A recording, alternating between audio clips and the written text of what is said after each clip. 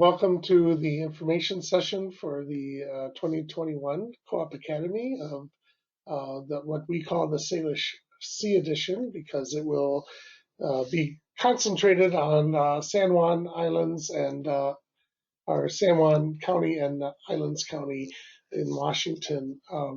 And although it will be offered online, nevertheless, we're kind of focusing on this particular area this year. This is a product of the Northwest Cooperative Development Center. We are a 501c3 organization serving the Pacific Northwest states of Washington, Oregon, and Idaho. We primarily support cooperative development, and we operate in a couple different areas. So about half of our work is with helping people, residents of manufactured home parks, buy the land underneath the homes which they own and operate them as a what we call a resident-owned community or resident-owned cooperative. We have about 16 parks now in Washington that we provide service for, and we work with Rock USA to do that. Another big part of our program is helping people establish caregiver cooperatives, so caregiver agencies. These are in-home, non-medical caregivers. We have currently, I believe, 4 caregiver co-ops in Washington, the most in the country, and we are working on a 5th and also creating a secondary co-op of the caregiver co-ops to help provide support for them. And then another big part of our area is conversions of existing businesses to worker cooperatives or community cooperatives, given the aging population of small business owners. This is a very big area right now, and we have probably about 10 or 15 projects underway to do that. And then we do everything else. We work with sheep farmers on the peninsula to create a fiber mill. We're working with tribal nations to create hemp processing cooperatives. We're all over the place, and any business that exists can be done as a cooperative, and we are there to help people move forward. So that's kind of who we are. For myself, I've been with NWCDC for 7 years. Prior to that, I was with Union Cab of Madison in Madison, Wisconsin for 26 years, a worker cooperative taxi cab company. I have a master's in cooperative management from St. Mary's University in Halifax, Nova Scotia, and also a PhD in business administration from St. Mary's as well. So I'm not going to go too much into what is a co-op. That's kind of our first class in the academy, but I do want to just say that co-ops are businesses. They are, in the United States at least, they need to operate on an economic basis, but they're businesses that are designed not to maximize profit or to grow for the sake of growing. They are, or to serve shareholders.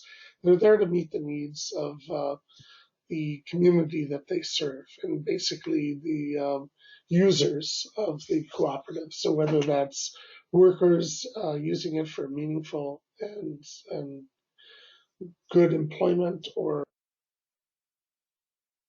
being able to get products and goods that they want, or producers being able to bring their products to market, cooperatives exist to meet those needs, and so because of that, they're unique in that they aren't driven by having to make a profit for the sake of making a profit. They're driven by being and meeting the needs of their members, and that's kind of why they're exciting. And I want to say something on the Facebook event page. Somebody commented, identified as a tax preparer, and commented that they were inefficient because of tax reasons. And that's really incorrect. And I just want to make sure if anyone saw that, um, the way co-ops work is that at the end of the year, if there's a surplus, which is the word we use for profit, um, that surplus is returned to the members, usually entirely. And because of that, there is no corporate tax level assigned to the cooperative. So members are taxed on their share of the profit at their individual rate, not at a corporate rate, and there's no double taxation. So they're also very efficient in terms of taxes in that the money is really a pass through to the individuals. And of course, we'll get into that in greater detail in the Academy as well. So what is the Academy? We base this on some efforts in other communities, specifically green worker cooperatives in the Bronx, New York. Also, Austin, Texas has run a relatively successful academy over the years. These are much larger communities, of course, but they've been pretty beneficial in what they've done. Is that the idea is to take people who have a co-op idea and that are ready to go, that they're shovel ready, to use a phrase from a decade ago, and take them through a 10-week intensive facilitation and to get that co-op going from the dream stage to the reality stage. It involves 10 2-hour weekly workshops that will talk about different parts of building a co-op, from everything from what is a co-op to creating a marketing plan to building an accountability structure. There'll be weekly homework involved.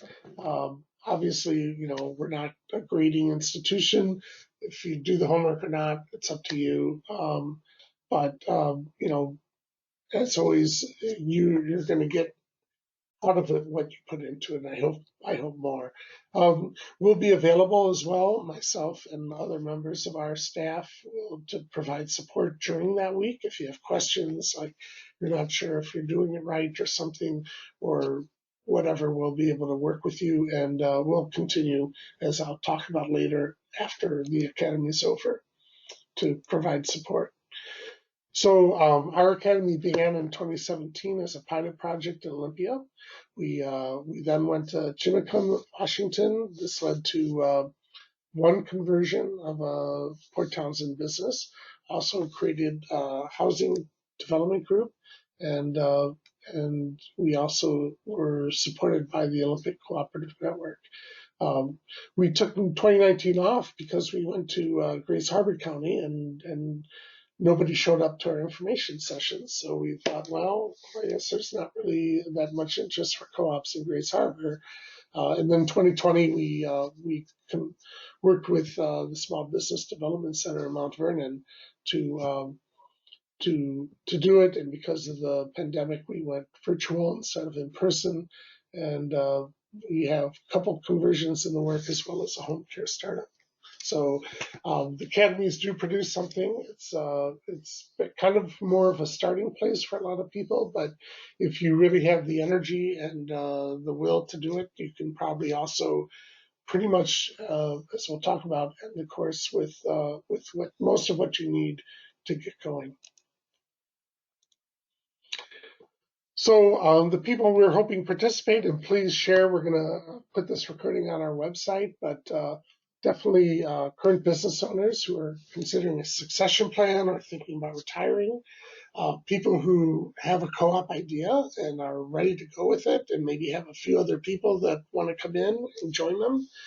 But it's also good for co-op directors and co-op members, people that just want to learn more about how to be more effective and efficient at being a member or a director of a cooperative, or thinking about becoming a director of a cooperative.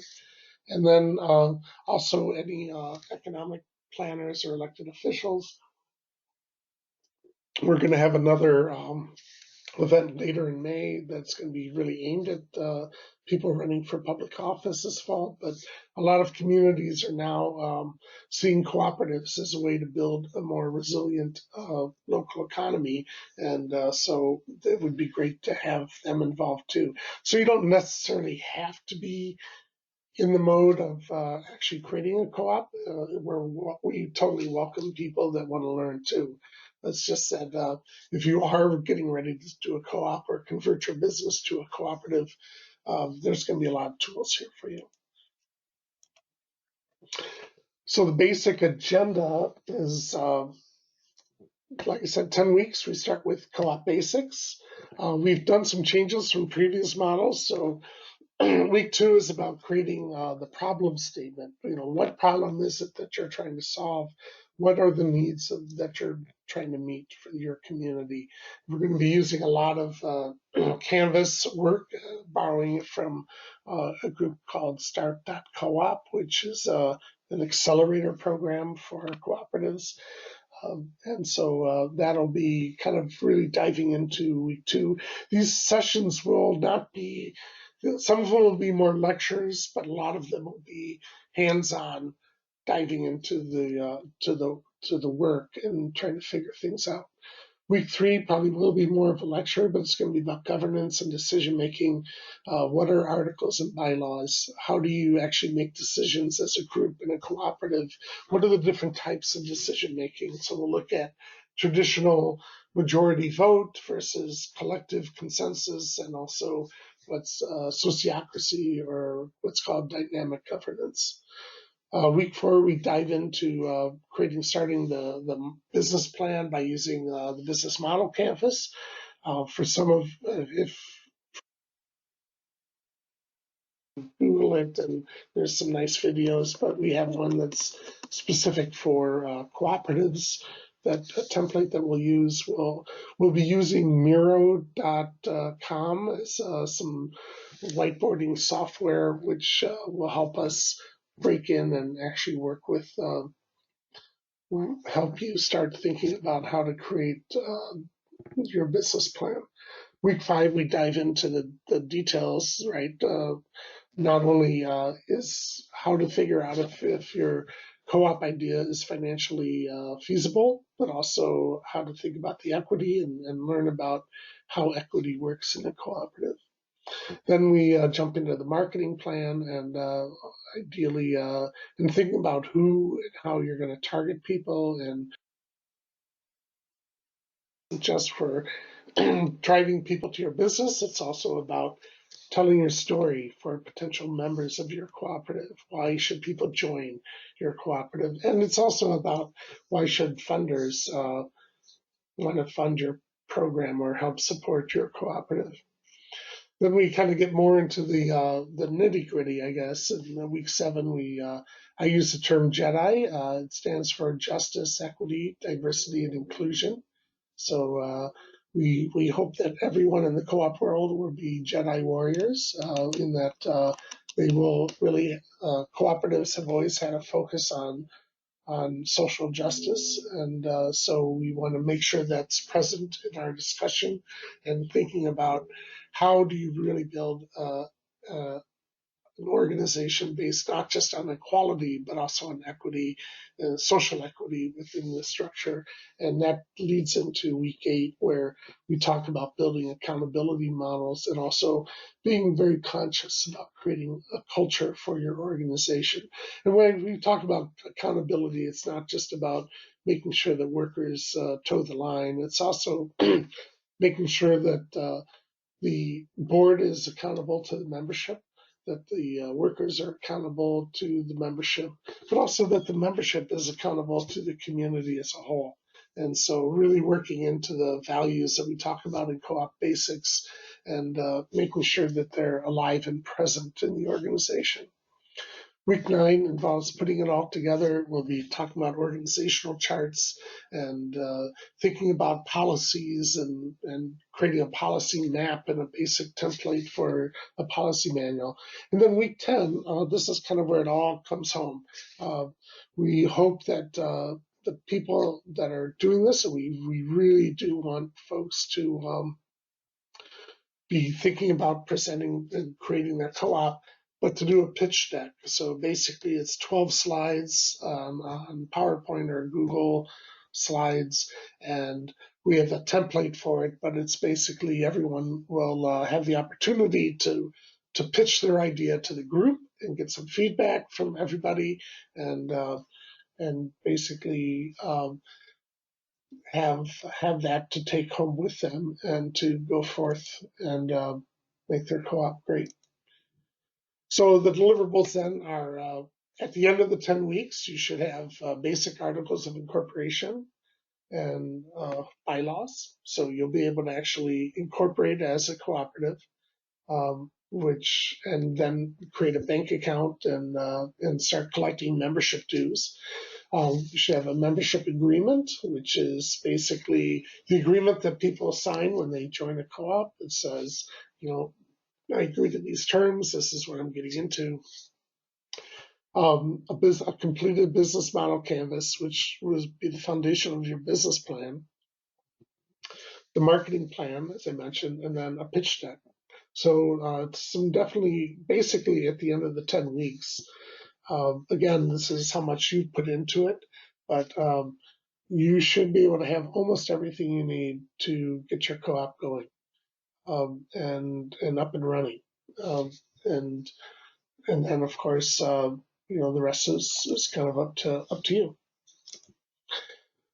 So after the academy, though, I want to stress we will keep working with you. This is what we do. We stay with you. If you are in a rural or we have to determine if you're in a rural or urban community. So this is going to be based on the 2020 census. So that means rural is defined as 50,000 people or less and not adjacent to an urban community. So I live in Olympia, Washington. We are currently considered rural because of the 2010 census. And that's because the Nisqually River breaks us away from Pierce County and we're not considered adjacent.